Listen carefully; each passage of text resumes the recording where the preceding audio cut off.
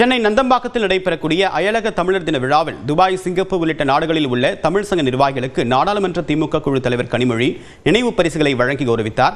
விவரங்களுடைய நேராண்மை செய்தியாளர் வெங்கட்ராமன். விவரம் என்ன? வணக்கம். சென்னை நந்தம்பாக்கத்தில் உள்ள வர்த்தக மையத்தில் அயலக தமிழர் நலன் மற்றும் மறுவாழ்வுத்துறை சார்பாக இன்று மற்றும் நாளை ஆகிய 2 நாட்கள் நடைபெற உள்ள அயலக தமிழர் தினம் 2026 விழாவை இன்று காலை துணை முதலமைச்சர் உதயநிதி ஸ்டாலின் தொடங்கி வைத்தார். தமிழால் இணைவோம், தரணியில் உயர்வோம் என்கின்ற கருப்பொருளை மையமாக வைத்து அயலக தமிழர் தினம் 2 நாட்கள் இந்த நிகழ்ச்சி என்பது நந்தம்பாக்கம் வர்த்தக மையத்தில் நடைபெற்று வருகிறது. முதல் நாளுடைய 2ஆம் அமர்வில் இன்றைய தினம் 2ஆம் அமர்வில் தொன்மையும் நாகரிகமும் தமிழர் பண்பாடு அடையாளம் தலைமையில் தற்பொழுது நிகழ்ச்சிகள் நடைபெற்று வருகிறது. இந்த நிகழ்வில் திமுக துணை பொதுச் செயலாளரும் நாடாளுமன்ற குழு தலைவருமான கனிமொழி கருணாநிதி கலந்து கொண்டு நிகழ்ச்சியில் உரையாற்ற இருக்கிறார். முன்னதாக இந்த நிகழ்வில் அமைச்சர் நாசர் அவர்களும் பங்கேற்றிருக்கிறார்கள். முன்னதாக இந்த நிகழ்வில் துபாய், சிங்கப்பூர், மலேசியா உள்ளிட்ட பல்வேறு நாடுகளில் உள்ள தமிழ் சங்கமம் நிர்வாகிகளுக்கு கனிமொழி கருணாநிதி அவர்கள் நினைவு பரிசுகளை வழங்கினார். அதே போல மராத்தி, கேரளா உள்ளிட்ட மற்ற மாநிலங்களில் இருக்கக்கூடிய தமிழ் எழுத்தாளர்களுக்கும் இந்த நிகழ்வில் நினைவு பரிசுகள் என்பது வழங்கப்பட்டது. 2 நாட்கள்ல 2வது நாள் நாளைய தினம் நடைபெற இருக்கக்கூடிய அயலக தமிழர் கருப்பாடலை மையமாக கொண்ட சிந்தனை வெளிப்பாட்டு நிகழ்வில் முதலமைச்சர் மு க ஸ்டாலின் கலந்து கொண்டு சிறப்புரையாற்ற இருக்கிறார். இந்த நிலையில இன்றைய தினம் முதல் நாளிலே 2ஆம் அமர்வில் தற்பொழுது பல்வேறு நாடுகளில் இருக்கக்கூடிய தமிழ் சங்க நிர்வாகிகளுக்கு திமுக துணை பொதுச் செயலாளர் கனிமொழி கருணாநிதி அவர்கள் நினைவு பரிசுகளை வழங்கி வருகிறார். தொடர்ந்து நிகழ்ச்சியில் அவர் உரையாற்ற இருக்கிறார். அயலக தமிழர் நலன் மற்றும் மறுவாழ்வுத்துறை சார்பாக அயலக தமிழர் தினம் 2 நாட்கள் நிகழ்வு நடைபெற இருக்கிறது. தமிழால் இணைவோம், தரணியில் உயர்வோம் என்கின்ற கருப்பொருளை வைத்து முதல் நாள் 2ஆம் கட்ட அமர்வில் தற்பொழுது நடைபெற்று வரக்கூடிய நிகழ்வில் திமுக துணை பொதுச் செயலாளர் கனிமொழி கருணாநிதி அவர்கள் கலந்து கொண்டிருக்கிறார். விரிவான தகவலுக்கு நன்றி வெங்கட். அடுத்ததாக திமுக எம்பி கனிமொழி பேசியதை பார்க்கலாம். இந்த அயலக தமிழர் தினத்தை நாம் இவ்வளவு சிறப்பாக ஒவ்வொரு ஆண்டும் நம்முடைய முதலமைச்சர் அண்ணன் தளபதி அவர்களது அறிவுறுத்தலுக்கு இணங்க கொண்டாடி கொண்டிருக்கிறோம். இந்த முறை திராவிட முன்னேற்ற கழக ஆட்சி பொறுப்பேற்று கொண்ட பிறகு நீண்ட நாளாக இருந்த உலகம் முழுவதும் வாழ்ந்து கொண்டிருக்கக்கூடிய தமிழர்களுடைய கோரிக்கை, அது மட்டும் இல்லாமல் இங்கிருந்து தமிழகத்திலிருந்து பல்வேறு நாடுகளுக்கு சென்று அங்கே பணியாற்றி கொண்டிருக்கக்கூடிய தமிழர்களுடைய கோரிக்கைகளை எல்லாம் ஏற்றுக்கொண்டு நம்முடைய முதலமைச்சர் அவர்கள் அதற்காக ஒரு தனி அமைச்சகத்தையும் உருவாக்கி தந்திருக்கிறார்கள். அவருக்கு நன்றியோடு இந்த நிகழ்ச்சியை நான் துவங்குவோம். இந்த நிகழ்ச்சியிலே கலந்து கொண்டு மேடையிலே அமர்ந்திருக்கக்கூடிய அமைச்சர் நாசர் அவர்களே, இந்த நிகழ்ச்சியில் உரையாற்றி அமர்ந்திருக்கக்கூடிய விஐடியோடைய தலைவர் மரியாதைக்குரிய திரு விஸ்வநாதன் அவர்களே,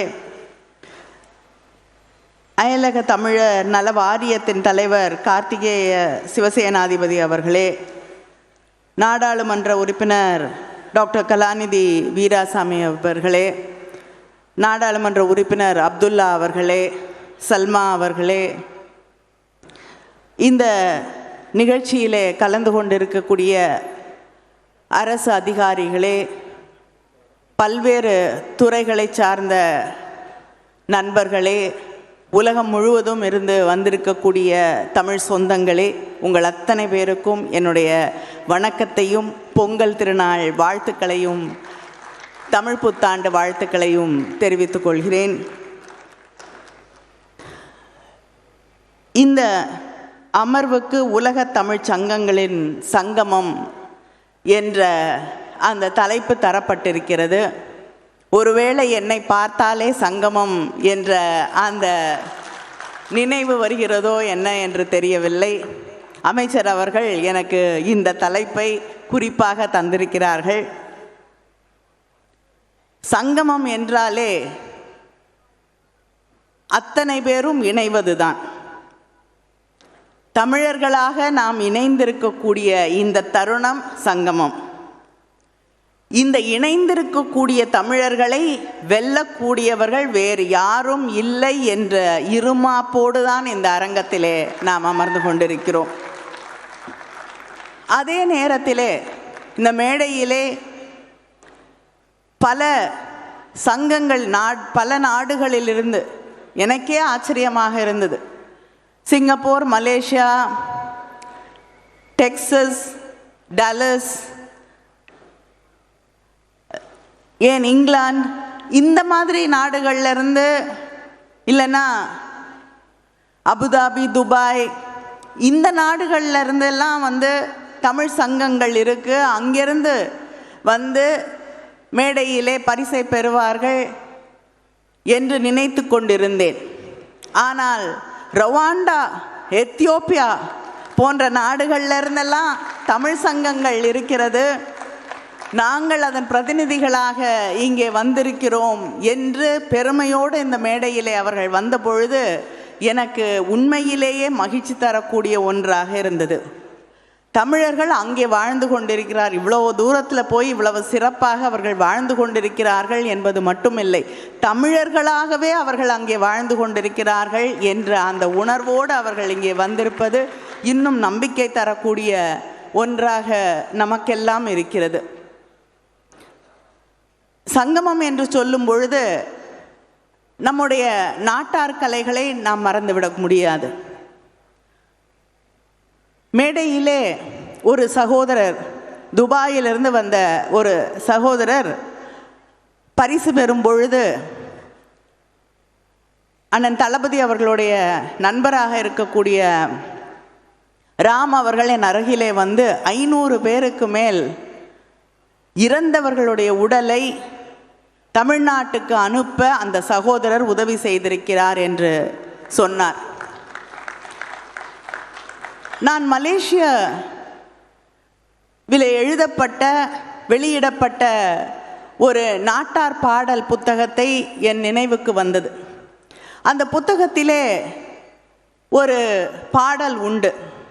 நம் மண்ணை விட்டுவிட்டு, நாம் பிறந்த மண்ணை விட்டுவிட்டு இங்கே மலேசியாவிலே இந்த ரப்பர் தோட்டங்களிலே பணியாற்றி கொண்டிருக்கிறோம். இங்கே நான் இறந்து விட்டால் என்னுடைய உடல் இங்கேயே புதைக்கப்பட்டு விடும்.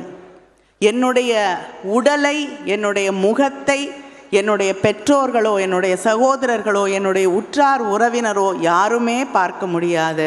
நான் இந்த மண்ணிலே மண்ணோடு மண்ணாக மடிவேன் என்று. எனக்கு அந்த பாடலை முதலாக படித்த பொழுது அதை உணர முடியாத ஒரு உணர்வு, இதுவரை உணராத ஒரு உணர்வு. ஏனென்றால் எல்லோரும் இங்கே வாழ்ந்து கொண்டிருக்கக்கூடியவர்கள். நாங்கள் இன்னொரு மண்ணிலே நான் இல்லை என்று வரக்கூடிய அந்த தருணத்திலே என்னுடைய உறவினர்கள் என் முகத்தை கூட பார்க்க முடியாதே என்ற அந்த ஏக்கம் என்பது கடல் தாண்டி போய் உழைக்கக்கூடிய ஒருவருக்கோ ஒருவளுக்கோ மட்டும்தான் அந்த உணர்வு வர முடியும், அந்த பயம், கவலை வர முடியும். ஆனால் அந்த கவலையையும் போக்கக்கூடிய தமிழ் சங்கங்கள் இருக்கிறது, அவை பணியாற்றி கொண்டிருக்கிறது என்று பார்க்கும் பொழுது மகிழ்ச்சியோ பொங்குகிறது. நாட்டார் கலைகள் என்று நாம் சொல்லும் பொழுது சங்கம் பற்றி பேசினோம். சற்று முன்னால் நம்முடைய தமிழருடைய தொன்மை, பெருமை எல்லாவற்றையும் பேசிக்கொண்டிருந்தோம். நாட்டார் கலை வடிவங்கள் என்று வரும் பொழுது அந்த கலை வடிவங்கள் உயிர்ப்போடு இருக்கக்கூடிய கலை வடிவங்கள். அவை அரசனை பாடிய கலை வடிவங்கள் இல்லை. மக்களுடைய வாழ்க்கையை, அவர்களுடைய அன்றாட வாழ்க்கையிலே அவர்கள் காணக்கூடிய விஷயங்களை, அவர்களுடைய வாழ்க்கை முறையை உள்ளடக்கியதுதான் நம்முடைய நாட்டார் கலைகள். ஒரு பாடல்ல முதல்ல ஒரு ஊருக்கு பருத்தி நூல் சுத்தக்கூடிய ஒரு இயந்திரம் வருகிறது. அதை பற்றி ஒரு பாடல் எழுதுறாங்க. ஒரு சுவிட்சை போட்டால் ஒரு பெரிய சக்கரம் சுழல்கிறது. அயலக தமிழர் நாளை முன்னிட்டு நடைபெற்று வரக்கூடிய நிகழ்ச்சியில் திமுக எம்பி கனிமொழி பேசுவதை நேரலையில் பார்த்தோம்.